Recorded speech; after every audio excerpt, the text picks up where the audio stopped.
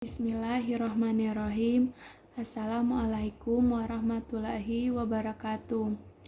Nama saya Putri Nabila Masulili, NPM 2007-1020, semester 1, Prodi Pendidikan Agama Islam, Fakultas Agama Islam, tugas mata kuliah Bahasa Indonesia dengan materi kutipan, rujukan, dan daftar pustaka. Pertama, kutipan. Pengertian kutipan. Kutipan adalah pengambilan satu kalimat atau lebih dari karya tulisan lain untuk tujuan ilustrasi atau memperoleh argumen dengan tulisan sendiri. Yang kedua, fungsi kutipan. Fungsi kutipan ada 3. Yang pertama, sebagai bukti atau juga memperkuat pendapat menulis. Yang kedua, menunjukkan kualitas ilmiah yang lebih tinggi. Yang ketiga, menunjukkan kecermatan yang lebih akurat. Yang ketiga, jenis kutipan. Jenis kutipan ada 2. Yang pertama, kutipan langsung, dan yang kedua, kutipan tidak langsung.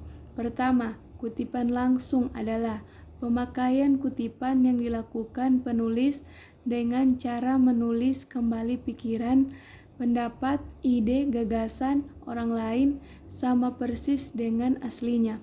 Dengan kata lain, penulis secara langsung memakai teknik copy kemudian paste tanpa adanya pengubahan dari kalimat sebelumnya.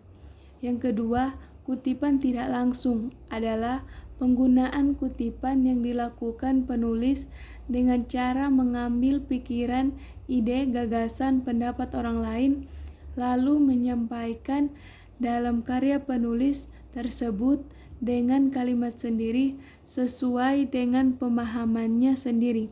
Dengan kata lain, penulis tidak menulisnya sama persis dengan tulisan, paragraf, atau kalimat yang dikutip. Yang keempat, cara membuat kutipan. Pertama, buku. Cara penulisan.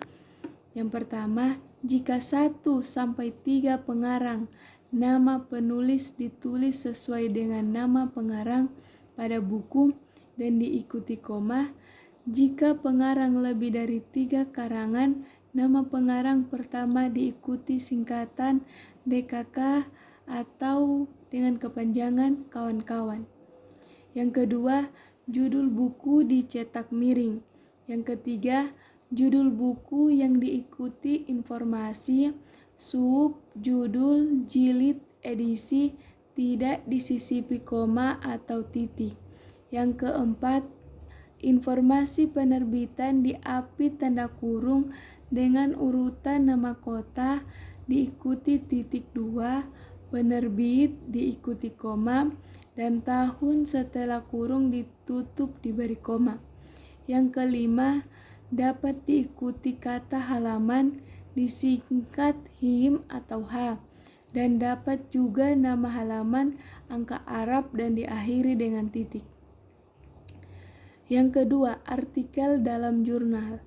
Cara menulisnya, macam tulisan atau nama pengarang jika ada, judul berita atau karangan, nama surat kabar, data tentang penerbitan, bagian jika ada, nama halaman, kolom jika ada. Yang kedua, sistem rujukan. Pengertian rujukan.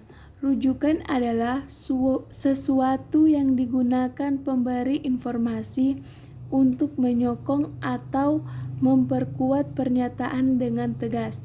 Dikenal juga sebutan referensi. Fungsi rujukan.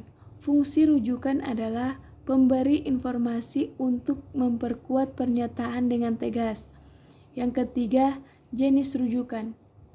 Materi-materi rujukan faktual dan rujukan non-faktual mungkin muncul dalam 3 bentuk. Yang pertama, bukti seperti contoh-contoh, statistik, dan kesaksian. Yang kedua, nilai-nilai yang dianut oleh orang-orang yang menerima argumentasi atau anggota khalayak. Yang ketiga, kredibilitas pemberi informasi atau pembicara. Contohnya, seorang pemberi informasi mungkin merujuk pada pengalamannya sendiri untuk meyakinkan pemirsanya bahwa ia adalah orang yang cakap. Yang keempat, syarat membuat rujukan.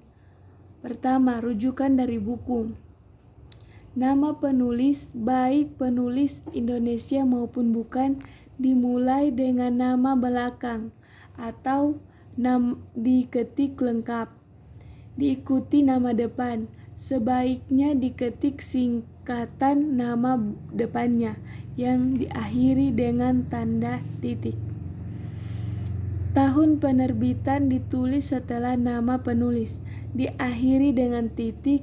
Judul buku ditulis dengan huruf miring atau diberi garis bawahi dengan huruf kapital pada setiap awal kata, kecuali kata hubung atau kata tugas. Tempat penerbitan dan nama penerbit dipisahkan titik 2. Yang terakhir, daftar pustaka. Daftar pustaka adalah suatu susunan tulisan diakhiri sebuah karya ilmiah yang isinya berupa nama tulisan, judul tulisan, penerbit, identitas penerbit, dan tahun terbit. Daftar pustaka ini digunakan sebagai sumber atau rujukan seseorang. Fungsi daftar pustaka untuk memberi penghargaan kepada penulis buku yang tulisannya kita kutip. Cara menulis daftar pustaka. Yang pertama, nama penulis. Contohnya, Abdul Hamid ditulis Hamid.A.Bedul. Yang kedua, tahun penerbit. Yang ketiga, judul tulisan. Yang keempat, kota tempat penerbit berada. Yang kelima, penerbit. Contoh penulisan daftar pustaka: Budiono 1998 krisis ekonomi terhadap pendidikan Jakarta 2 atas bawah Pusat Penelitian Sains dan Teknologi UI. Sekian penjelasan dari saya. Wassalamualaikum warahmatullahi wabarakatuh.